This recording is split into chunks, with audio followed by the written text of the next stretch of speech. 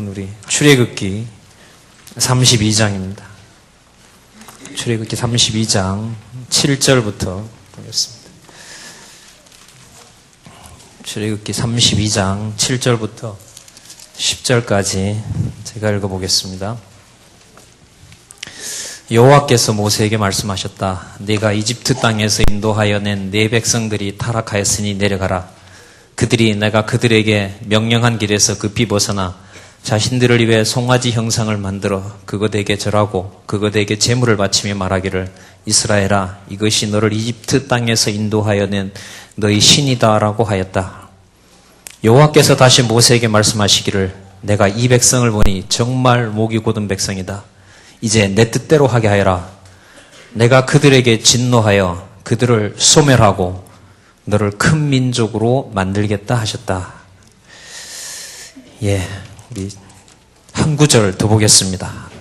그 같은 장입니다. 출애굽기 32장 마지막 절입니다. 33절, 34절, 35절까지 제가 읽어보겠습니다. 이제 여호와께서 모세에게 말씀하셨다. 누구든지 내게 죄를 지으면 내가 그를 내 책에서 지워버리겠다. 이제 가서 내가 너에게 말한 곳으로 백성들을 인도하여라. 보아라, 내 천사가 너를 앞서갈 것이나 내가 벌하는 날에는 그들의 죄를 벌하겠다. 너무나 잘 아시는 말씀입니다. 참 생각하면 놀라운 장면인데요. 출애굽한 이스라엘 백성들에게 한 1년 남짓 지났습니다. 하나님께서 모세로 하여금 시내산으로 올라오라 그러고요. 가서 40일 동안 이제 하나님의 말씀을 돌판에 하나님이 직접 써서 주는 광경이 벌어집니다. 그런데 또 하나 우리를 놀라게 하는 것은 40일 동안 광야에서 일어났던 일입니다. 동시에 일어나는 일이죠.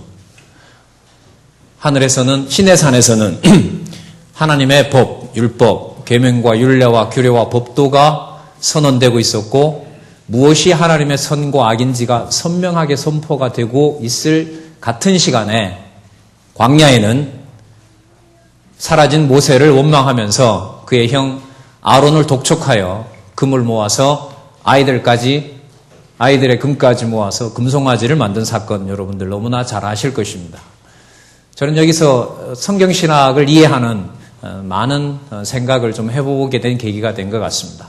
왜 하나님이 이렇게 섭리를 하실까? 무슨 목적으로 어떤 방향으로 끌어가시고자 이렇게 섭리를 하실까? 같은 시간에 일어난 일이죠. 한편으로는 하나님의 선한 율법 속에 하나님의 선과 악이 무엇인지를 선언하고 계셨고 밑에는 자기 좋은 악에 빠져서 자기네들 좋은 선과 악을 인간들이 자행을 하고 있었습니다. 이 상황을 이해하는데 성경신학을 통해서 그야말로 하나님의 섭리와 하나님의 계시 역사를 이해하고 더 나아가 그리스도께서 이 세상에 하나님 나라 혹은 하나님의 교회를 세워나가시는 과정의 한 중요한 단면을 보여주기 때문에 오늘 말씀을 드리고자 합니다. 오늘 여기 읽어보신 말씀에 같이 읽어봤지만은 하나님께서 아까 10절 아까 읽었는데요. 제가 다시 한번 읽어보겠습니다. 이제 내 뜻대로 하게 하여라. 그 뜻이 뭐냐 하면 내가 그들에게 진노하여 그들을 소멸하겠다라고 얘기하십니다. 여기서 일단 여기까지만 읽어보면 좀 당황스럽죠. 약속의 자손인데 어떻게 하시려고 하지?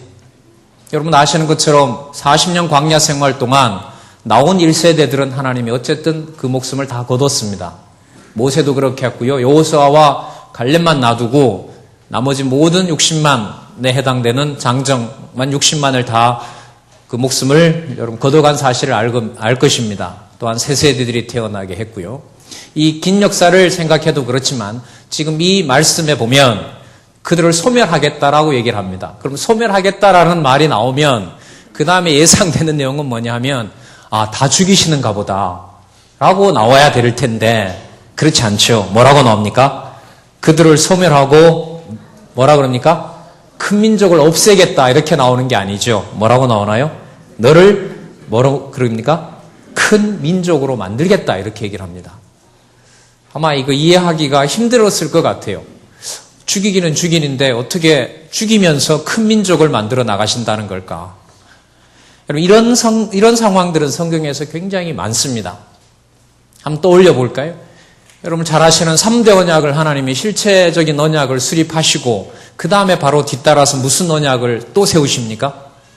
금과령을 세우시죠. 이른바 선악과 언약을 수립하십니다.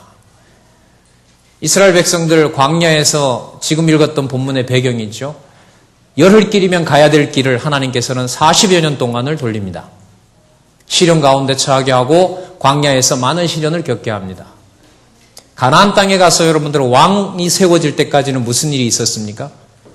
가나안 땅에 들어가서 여호수아 정복부터 시작해서 왕을 바로 주시면 될 텐데 적어도 다윗 왕이 올 때까지는 200여 년의 시간이 흐릅니다. 광야에 있었던 40년의 몇 곱절이죠. 그 기간 동안 하나님께서는 정말로 하나님의 왕을 안 주는 것처럼 많은 일들이 벌어졌습니다. 사사기서의 결론을 여러분들 아시는 것처럼 자기 소견에 오른 대로 모든 것을 다 행하고 있었습니다. 왕이 없었으므로요. 그 다음에 세워주신 왕가는 또 어떻게 됐습니까? 분리되고 두 왕가가 어쨌든 다 망하게 되는 일이 벌어지는 역사를 섭리했습니다. 이 사이에서 무엇을 하나 또 강조를 드리고 싶으냐 하면 하나님께서 약속대로 이루어 나간다는 이 너무나 신실하신 언약은 하나님이 섭리해 나가는 또 한 방식으로 하나님의 약속의 한순간에 모든 것들을 걷어가시는 역사도 동시에 벌어진다는 것입니다. 이것은 인간의 이해 방식으로 이해를 할 수가 없습니다. 아까 지나왔습니다만 노아 시대 때 여러분들 하나님께서 누구에게 묻지도 않았습니다. 성경은 그 마음에 생각하는 것이 어려서부터 항상 악하다는 평가와 함께 어쨌든 에덴 동산에 나와서 노아와 모세까지 생존했던 모든 인류들을 이른바 생육하고 번성한 모든 인류들을 하나님께서 심판하셨습니다. 8명이 볼 때 800년, 900년 살면서 생육하고 번성한 자들이 사라지는 광경에서 하나님께서 생육하고 번성하라는 약속을 이루어 간다는 말은 아마 감히 임에 답아내지 못했을 것입니다. 이스라엘 백성들에게 하나님께서는 약속대로 광야 생활을 통해서 반드시 가나안 땅으로 데려가실 것입니다. 왕도 주실 것이고요. 장차 그리스도도 보내실 것입니다. 오신 그리스도는 또 어땠습니까? 제자들의 간곡한 소망과 부탁은 이 땅에 영원히 계시는 것이었지만 그리스도는 반드시 십자가의 부끄러운 죽음과 고난을 당하셔야만 됩니다. 여러분, 하나님의 교회는 어땠습니까? 예루살렘 교회부터 수립되는 여러분들 사도행전 1장 12절 교회 설립 이후에 나타나는 모든 하위 제목들은 고난과 순환과 핍박과 그야말로 교회를 세워나가는 것이 교회를 세워나가시는 건지 하나님이 사도들을 순환 가운데 처하게 하는지 참 먹먹할 때가 먹먹한 순간들이 많습니다. 읽을 때마다 왜 이런 방법으로 하나님은 꼭 교회를 세워나가셔야만 되는지 많은 의문들이 속에서부터 끌어오릅니다. 오늘 같이 읽었던 이 말씀에서 우리는 언약과 성취 섭리 사이의 엄격한 면과 언약과 성취 섭리 사이의 하나님 중심의 신실함을 또 한 번 기억했으면 하는 바람으로 말씀을 드렸습니다. 그렇습니다. 우리 눈에 저건 맞아 쉽게 언약과 성취를 해나가는 모습이야 라고 우리 눈으로 우리 상식으로 쉽게 말할 수 있는 성질이 아닙니다. 적어도 언약과 성취를 거론할 때는 그 속에 인간의 이성적 판단과 인간의 감정에 호응하는 그런 방식으로 하나님의 약속이 하나님의 신실성이 드러나는 것 같지는 않습니다. 우리 당대의 역사도 마찬가지겠죠. 하나님께서 약속대로 세우셨고 하나님께서 이 교회를 투쟁의 대열 속에 두셨습니다. 승리의 왕국 여러분들과 제 세대에 주어진 만큼 맛보다가 갈 것이 틀림없습니다. 저 역시도 이 내용이 믿어지고 신앙으로 감사하게 고백하고 삽니다. 그러나 그 이면에 하나님의 교회가 교회답지 않는 하나님의 심판은 눈으로 볼 땐 명확하지 않아도 하나님의 진노와 심판이 끊임없이 쏟아지고 있다는 사실입니다. 저는 이 부분에 기도와 간절함이 있습니다. 또한 그 속에 넣지 말기를 간절히 기도합니다. 선한 도구로 쓰였으면 좋겠습니다. 하지만 여기까지입니다. 내가 취할 수도 없는 노릇이고 내가 경거망동을 할 수도 없는 노릇입니다. 인간적으로 답답하기 때문에 이 부분에 많이 힘들어하기도 하고 많이 흔들리기도 합니다. 모세의 흔들림도 마찬가지겠죠. 정작 이 기도를 하고 내려왔을 때 모세는 두 돌판을 그 백성들을 향하여 던져버리지 않습니까? 어떻게 보면 하나님이 주신 법이 무효화되고 그 법이 깨짐과 동시에 이스라엘 백성들을 모두 죽여도 할 말이 없을 것입니다. 그러나 그 진노 가운데서도 하나님의 약속은 도대체 무엇인가라고 하는 것이 모세의 생각을 또 한 번 자극하도록 해주셨습니다. 그래서 나중에 읽었던 말씀은 하나님 어떻게 할까요? 이들을 다 죽이시렵니까? 그래도 하나님 제 이름은 지워져도 좋은데 하나님의 약속이 어겨지면 이 광야에서 주변의 이 열방들에게 하나님의 이름이 웃음거리가 됩니다.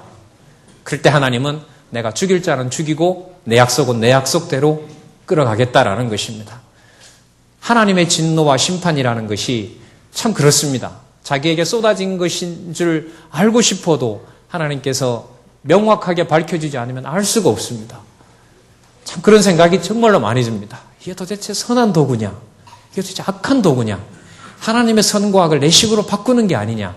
우리 아까 후배의 기도처럼 그런 고뇌와 고민 속에 우리들이 성경신학을 하나님의 계시로 하나님의 약속은 하나님께서 신실하게 또한 엄격하게 지켜나간다는 사실을 이 시간에 다시 한번 떠올리면서 간단한 말씀 드리겠습니다. 기도하겠습니다. 하나님 아버지 감사합니다. 하나님의 백성으로 정말 하나님의 선한 뜻 가운데 살아가고 싶습니다. 귀한 말씀 듣게 하셨고 여러 수고 가운데 많은 보호 속에 진리의 울타리 속에 우리들을 보호해 주셨습니다. 더 확신을 가지고 더 분명하게 살고 싶습니다. 그러나 하나님, 우리의 소욕이 하나님의 좋아하심과 하나님의 싫어하심 가운데 어디에 처해 있는지 하나님 밝혀주시지 않으면 알 길이 없습니다. 우리들이 좋아서 많은 백성들이 60만 모든 백성들이 소욕에 따라서 한결같이 우상을 만들었던 하나님 끔찍한 상황을 저희들은 알고 있습니다. 하나님, 우리들이 가는 이 길 하나님의 선한 뜻 가운데 아름다운 하나님의 교회를 세우면서부터 하나님 세우심에서부터 승리하는 그날까지 하나님의 선한 도구로 써주시기를 간절히 다시 간구합니다. 다시 감사드립니다. 예수님의 이름으로 기도드렸습니다. 네.